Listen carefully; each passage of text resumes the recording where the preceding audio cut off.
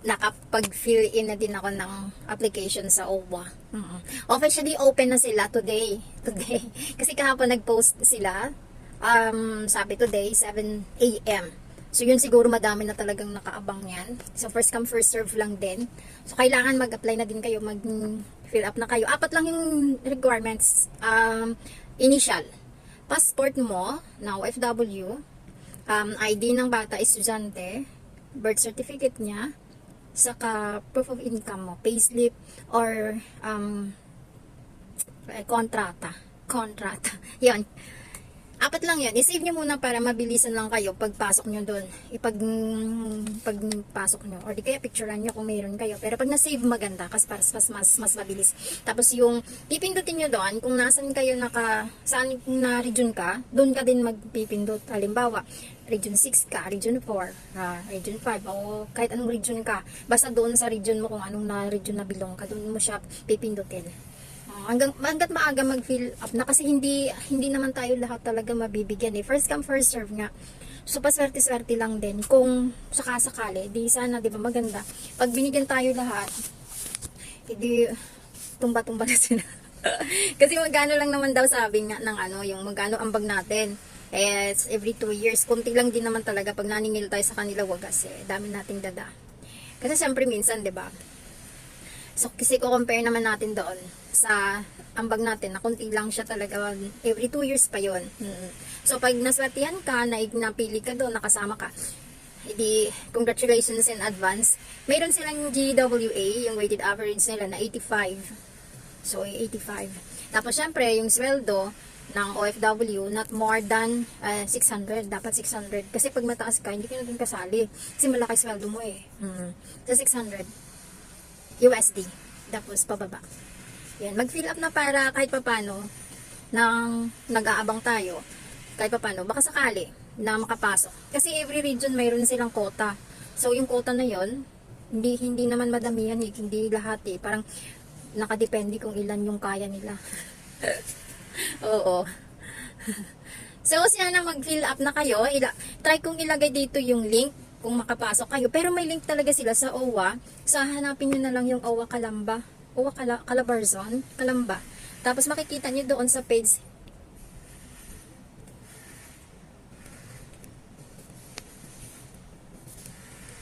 Makita nyo doon sa page nila. Mayroon sila doon.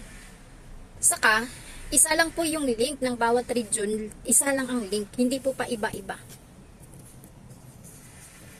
Hindi po pa iba-iba. Saka yung, ayun na nga, ayun na, nawawala na ako sa sarili ko. Basta ayun na, mag-feed in na kayo ngayon yung araw. Kasi, first come first serve, tandaan yung 4 na documents, sabi, lang yun, initial, hindi pa yun. Kasi, syempre, si dependent, si anak, siya doon ang magpasa ng mga documents. Pupunta siya doon, dadalhin niya yung mga original, titingnan nila. Ayun lang, siya na, go na para hindi tayo mahuli sa, sa biyahe. Pero wag umaasa talaga na paano lang swerte-swerte lang. Ako din pa, lang din. Kasi hindi natin alam eh. Baka malay mo yung nag-apply ka ngayon, maaga pa 8 o'clock kaya, 9 o'clock na natapos.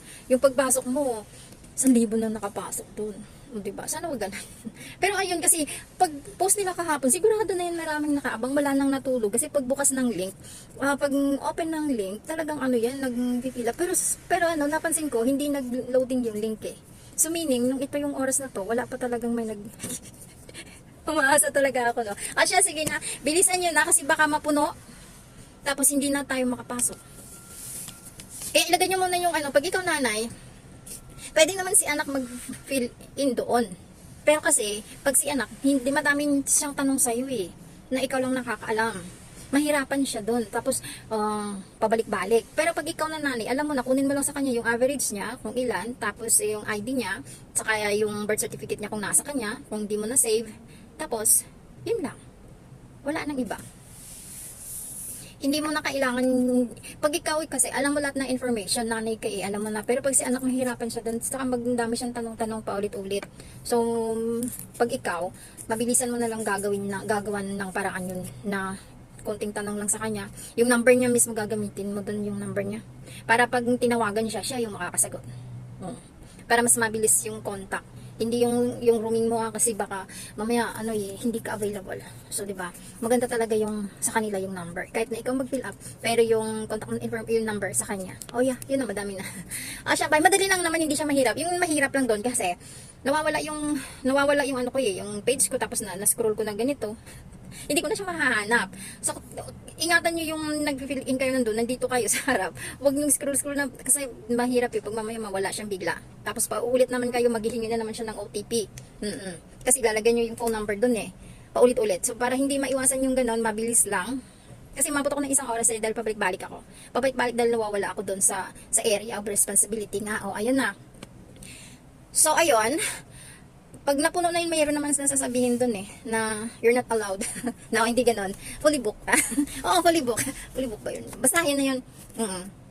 Tapos nag-text, hindi pa naman confirm, pero successfully receive, yun, successfully receive. Hintayin na lang yung confirmation ng region kung ano sasabihin. So, kakalaging pa, yan. Kung anong sasabihin. Kung puno na ba o ano. Tapos, ayun, swerte mo pag pinadalan ka ng message na, uy, mag-ano ka, ready to comply na yung documents mo. Congratulations. Say, congratulations in advance doon sa mga makuha, no? May, basta, ayun, hindi lahat nabibigyan. Oh, good luck. Good luck, everyone. Bye.